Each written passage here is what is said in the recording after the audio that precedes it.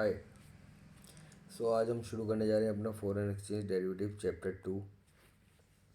ठीक है, chapter 2 derivatives, foreign exchange derivatives. चाहे यार देखो डेरिवेटिव्स इंटरेस्ट रेट डेरिवेटिव्स हो, फॉरेन एक्सचेंज डेरिवेटिव्स हो, equity derivative, commodity derivatives, currency derivatives हो या क्रिप्टो डेरिवेटिव्स हो, सबसे पहले तो यार डेरिवेटिव समझ लो होता क्या है। ठीक है,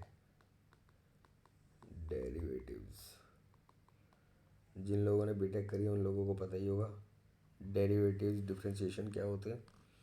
लेकिन हाँ, डेरिवेटिव क्या होता है मैथमेटिकल टर्म्स में? Differentiation, differentiation del by del x. ठीक है, डेट इज पार्शियल डेरिवेटिव, और d by d x that is derivative. ठीक है, इतना डीप समझाऊंगा यार। जिन लोगों ने पढ़ा है D by d x, x square, 2x, same वही चीज़ है डेरिवेटिव। ठीक है, अब इसे फाइनेंस की टर्म में समझते हैं। डेरिवेटिव्स होते क्या है? डेरिवेटिव्स में होता क्या है मेन तो देखो यार, फ्यूचर्स होते हैं इसी का भैया, फॉरवर्ड। ठीक है, forward future exchange traded forward OTC बताया था पहले वाली वीडियो में भी। फिर आ जाते हैं तुम्हारे ऑप्शंस, फिर आ जाते हैं तुम्हारे स्वैप्स। ठीक है, ये होते हैं तुम्हारे डेरिवेटिव्स, है ना? यही होते हैं ना, और भी कुछ दिया हुआ है? दिया हुआ है क्या? Forward future option swaps. ठीक है, यही है। हाँ, तो ध्यान से समझना, फ्यूचर्स या फॉरवर्ड, देखो कंसेप्ट सेम है, बस अंतर क्या है? फ्यूचर में ए बी को जानता है, फॉरवर्ड में ए बी को नहीं जानता। समझ रहे हो? अब कंसेप्ट समझना। गोल्ड, ठीक है, 55,000 प्राइस ऑफ गोल्ड इज 55,000। ठीक है, let's say A and B decided to go in a future contract. Future मतलब भविष्य, कॉन्ट्रैक्ट मतलब सौदा। ठीक है, एक भविष्य के सौदे में एंटर कर रहे हैं। ए ने बी को प्रॉमिस किया कि मैं 30 जनवरी को तुझसे 1 kg गोल्ड 60,000 में खरीदूंगा। 60,000 पर 10 ग्राम। ठीक है, और आज क्या तारीख है? सपोज 1 जन को खड़े होके ए ने बी से कहा कि मैं तुझसे 30 तारीख को 1 किलो गोल्ड 60,000 के रेट पर खरीदूंगा। आज प्राइस क्या चल रहा है? 55,000। ठीक है, अब वो इसे कितने पैसे देगा? 1 किलो सोने के 60,000 मल्टीप्लाई 100, है ना? तो 60 लाख रुपीज़ ये इसे 30 तारीख को दे देगा। अब दो दो चीज़ें होंगी, या तो गोल्ड का प्राइस 30 जनवरी को 60,000 से ऊपर होगा या 60,000 से नीचे होगा। ठीक है, ए ने बी से प्रॉमिस कर दिया कि भाई मैं तुझसे खरीदूंगा 60,000 पे। ठीक है, अब जब ए ने बी को प्रॉमिस कर दिया कि वो उससे 60,000 पे खरीदेगा, अब गोल्ड का प्राइस जहाँ मर्जी जाए कोई फ़र्क नहीं पड़ता, उसको उससे खरीदना ही पड़ेगा।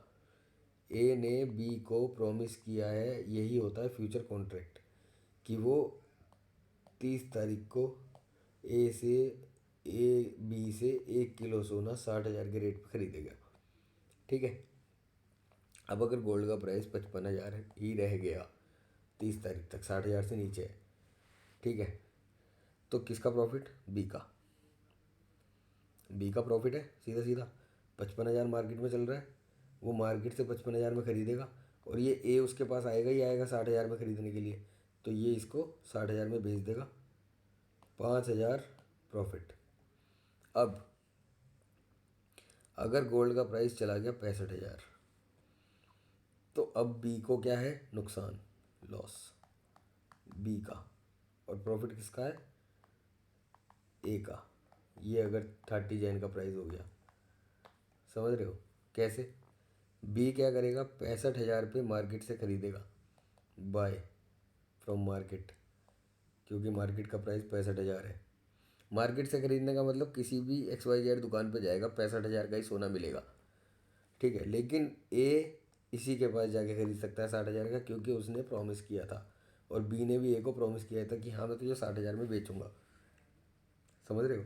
तो बी को ए को बेचना ही पड़ेगा 60,000 में, और ए को बी से ख़रीदना ही पड़ेगा 60,000 में, समझ रहे हो। इसका मतलब होता है फ्यूचर कॉन्ट्रैक्ट, फ्यूचर। और ये एक्सचेंज ट्रेडेड है तो फ्यूचर है, OTC है तो फॉरवर्ड है। फॉरवर्ड में मतलब ए बी को जानता है, आमने सामने डील कर रहे हैं, इसमें क्या है, फ्रॉड के भी चांस है, बी भाग जाएगा। लेकिन अगर ये फ्यूचर कॉन्ट्रैक्ट है, एक्सचेंज ट्रेडेड, एक्सचेंज के थ्रू है, तो एक्सचेंज इसमें थर्ड पार्टी है, ठीक है। एक्सचेंज थर्ड पार्टी है तो वो आपसे एक मार्जिन अमाउंट जमा करवाएगी, मार्जिन अमाउंट जमा कराएगी, ठीक है, ताकि आप ये फ्रॉड ना कर सकें, ठीक है। जनरली आपको 20% देना पड़ता है टोटल फ्यूचर अमाउंट का, ठीक है। समझ में आया, ये होता है फ्यूचर्स। अब हाथों हाथ समझ लेते हैं ऑप्शंस। ऑप्शंस जैसे कि नाम से ही समझ रखा है, चॉइस, ठीक है। ऑप्शंस होते हैं तुम्हारे दो तरीके के, कॉल और पुट। कॉल होता है तुम्हारा राइट टू बाय, और पुट होता है तुम्हारा राइट टू सेल। अगर हम प्रीवियस एग्जांपल में आ जाएं, ए ने बी को प्रॉमिस किया 30 जैन को 1 किलो सोना खरीदेगा 60,000 के रेट पे, ठीक है। अब फ्यूचर्स में क्या हुआ, फ्यूचर्स में क्या हुआ, बाउंडेशंस, बाउंडेशन खरीदना ही पड़ेगा। ऑप्शंस में क्या है, चॉइस। ए के पास क्या चॉइस है, ए, यहाँ पे समझो ए, यहाँ पे समझो बी, ठीक है। ए ने कॉल ऑप्शन बाई किया फ्यूचर की जगह, फ्यूचर की जगह कॉल ऑप्शन बाई किया, तो अब वो क्या करेगा, खरीदना चाहे खरीदेगा, नहीं खरीदना चाहे नहीं खरीदेगा, ठीक है। अब सपोज़ मार्केट में अगर सोने का रेट हो गया 65,000, तो ए खरीदने जाएगा, बिल्कुल जाएगा। जब मार्केट में 65,000 का मिल रहा है और उसे पता है कि वो 20 से 60,000 में ले सकता है, तो बिल्कुल जाएगा ना खरीदने। पर बी नहीं देना चाहेगा उसको 60,000 में, क्योंकि जब उसको पता है कि वो मार्केट में 65,000 का बेच सकता है किसी को भी, तो वो उसे 60,000 में क्यों देना चाहेगा, ठीक है। तो बी का लॉस, उल्टा आ जाते हैं, राइट टू सेल बी के पॉइंट ऑफ व्यू से। अब सपोज गोल्ड रह गया 55,000, 30 जैन को, 30 जैन को गोल्ड रह गया 55,000। अब बी क्या चाहेगा, बी क्या चाहेगा कि ए मेरे पास आए और 60,000 का सोना खरीदे, जैसा उसने कहा था मुझसे 1 तारीख को, है ना। लेकिन ए क्या चाहेगा कि जब मैं मार्केट से 55,000 का खरीद सकता हूँ, तो मैं इसके पास जाके 60,000 का क्यों खरीदूँ, ठीक है। तो इसके पास राइट टू सेल है, समझ रहे हो। ये चाहे तो बेचे, चाहे तो ना बेचे। अगर ये बेचना चाहे, मतलब अब आप समझे क्या अंतर है। कॉल ऑप्शन में क्या होगा, राइट टू बाय, उसके पास एक राइट है, वो चाहे तो बाय करे, चाहे तो ना बाय करे। और पुट का ऑप्शन क्या होता है, राइट टू सेल, वो चाहे तो सेल करे या चाहे तो ना करे, समझ रहे हो। ये होता है कॉल और पुट। अब कॉल, कॉल अब देखो, अब जैसे कि इसमें चॉइस है, चॉइस है आपके पास, आप जाओ, चाहो तो खरीद सकते हो, चाहो तो नहीं खरीद सकते, ठीक है। बाई की चॉइस है। अब ये चॉइस लेने के लिए आपको कुछ देना पड़ेगा, उसको कहते हैं हम प्रीमियम, ठीक है। सपोज़ आपने प्रॉमिस किया है, ओ आपने एक कॉन्ट्रैक्ट किया है कि आप 60,000 पे 30 तारीख को सोना खरीदोगे 60,000 रुपये के रेट के हिसाब से, ठीक है, गोल्ड खरीदोगे, ठीक है, 60,000 के रेट पे खरीदोगे। अब आपने क्या किया है, कॉल ऑप्शन बाई किया है। कॉल ऑप्शन बाई किया है मतलब आप खरीदना चाहो तो खरीदो, राइट टू बाय। ध्यान से समझना भाई, कॉन्सेप्ट बहुत अच्छे अच्छे लोग कन्फ्यूज हो जाते हैं कॉल पुट में। समझ में आ गया तो खेल है, और नहीं समझ में आया तो पूरी ज़िंदगी कन्फ्यूज रहोगे। कॉल का मतलब क्या होता है, right to buy. Right to buy मतलब अब वो चाहे तो 60,000 पे सोना खरीदने जा सकता है, ठीक है, और नहीं मतलब ना चाहे तो ना जाए, ठीक है। अब ध्यान से सोचना, समझना कि वो कब जाएगा 60,000 का सोना खरीदने बी से, कब जाएगा, जब मार्केट में 60,000 से ऊपर चला जाएगा प्राइस। समझ रहे हो, जब मार्केट में 60,000 से ऊपर चला जाएगा मार्केट, तब वो जाएगा हाँ भाई अब तो महंगा हो गया, अब चले जाते हैं, उससे हमने प्रॉमिस किया था 60,000 पे खरीद लूँगा, वो तो बेचेगा ही, है ना। इसको बोलते हैं राइट टू बाय। उसने कॉल ऑप्शन बाय किया जिस चीज़ के लिए वो सपोज लेट से 5,000 रुपये प्रीमियम दे के आया है। 5,000 रुपये प्रीमियम कह लो, एडवांस कह लो, हमारी देसी भाषा में साई कह लो, साई कह लो, साई साई क्या बोलते हैं यार उसको, सही जो भी बोलते हैं यार थोड़ा, है ना, मतलब एडवांस कह लो।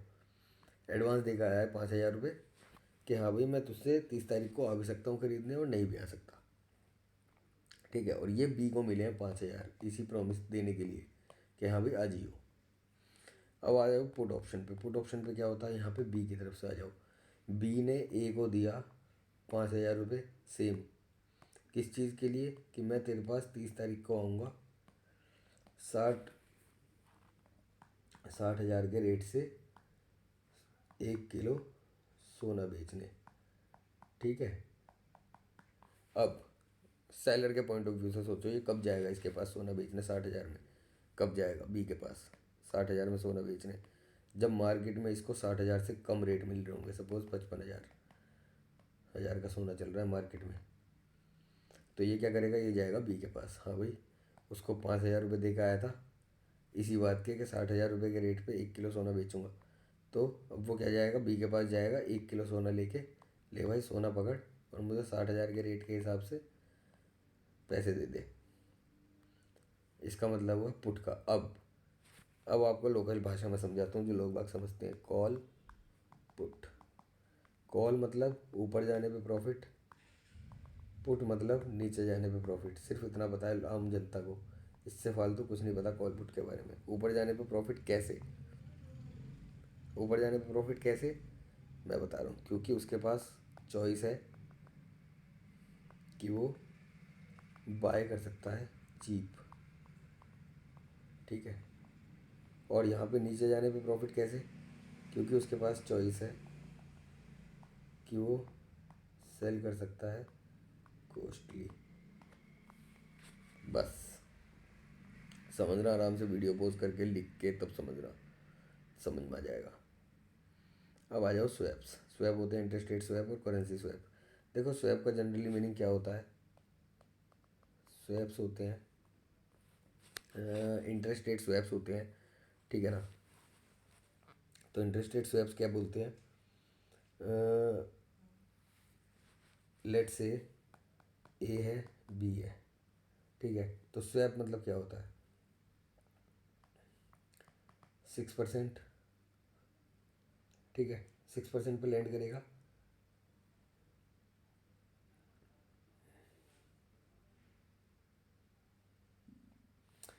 यार स्वैप मतलब कह लो अदला बदली, समझ रहे हो, कि वो उसको मतलब 6% इंटरेस्ट रेट पे लोन देगा, ठीक है, और वो उससे 5% इंटरेस्ट रेट पे मतलब इन्वेस्ट करेगा, समझ रहे हो। या फिर वो उसको यूएसडी देगा और यूरो ले लेगा, यूएसडी के बदले यूरो स्वैप कर लिए, समझ रहे हो। यही होता है स्वैप। स्वैप का और कोई ज़्यादा मतलब नहीं है, मतलब एक के बदले दूसरी चीज़ स्वैप कर ली, ठीक है। अब ग्रोथ ड्राइवर्स क्या होते हैं डेरिवेटिव्स के, ग्रोथ ड्राइवर क्या होंगे वो, वैसे ग्रोथ जो ड्राइवर्स होते हैं अगर मैं लिखूं तो वो होते हैं ग्रीक्स, जो इनके ग्रीक्स होते हैं ऑप्शंस के, ठीक है, या डेरिवेटिव्स के ग्रीक्स होते हैं, डेरिवेटिव्स के ग्रीक्स कह लो, ऑप्शंस के नहीं। कौन कौन से होते हैं? Delta, gamma, gamma, theta, vega, rho, ठीक है, ये होते हैं rho, delta, gamma, theta, vega, rho. These are the derivatives, market growth derivatives.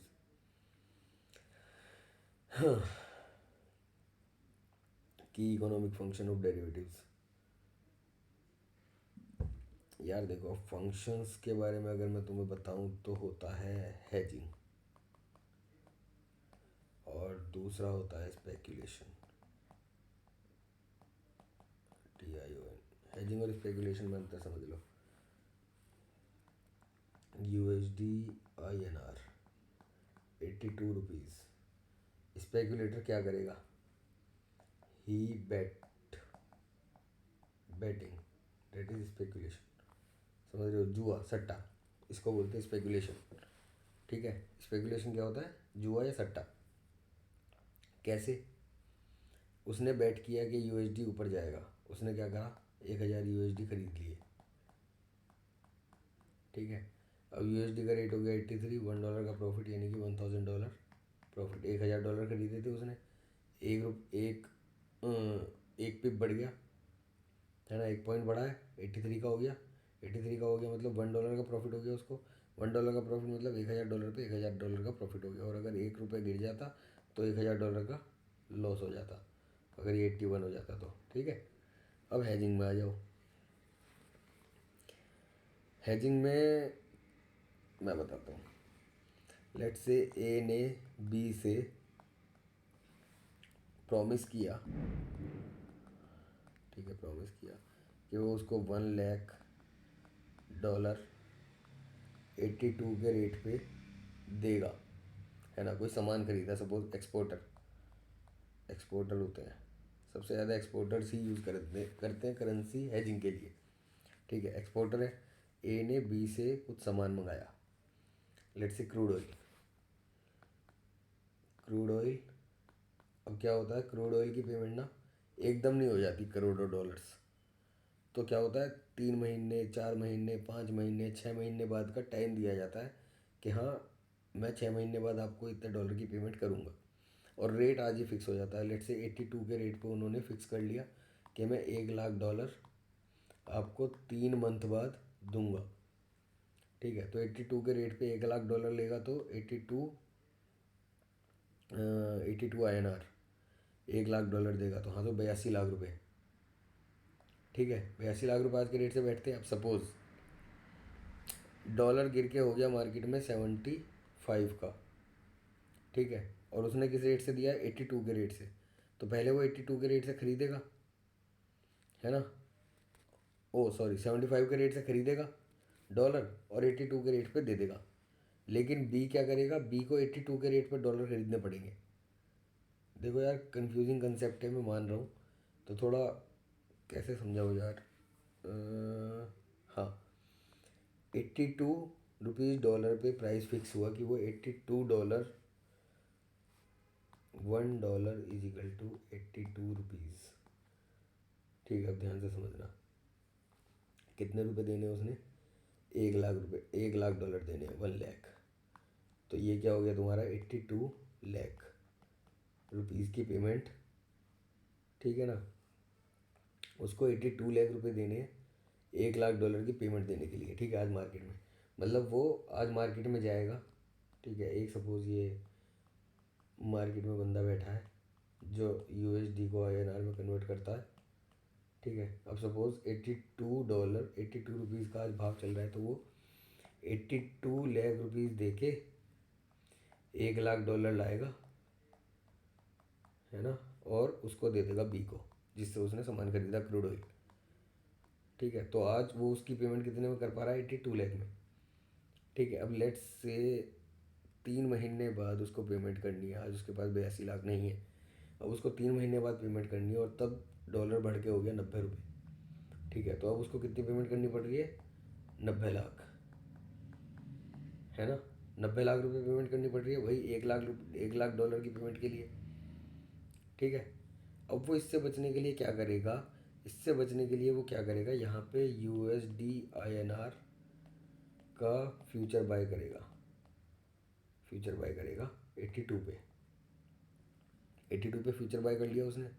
अब वो क्या, फ्यूचर बाय करने का मतलब क्या हुआ कि उसने फ्यूचर में 3 महीने बाद का फ्यूचर 82 पे बाय करेगा। तो उसने क्या किया, USD/INR बाय करने का फ्यूचर मतलब बाय करेगा, ठीक है, 1 लाख US डॉलर 82 के रेट पे 3 महीने बाद। उसका सौदा आज ही कर लिया, ठीक है, थोड़ा सा प्रीमियम देके।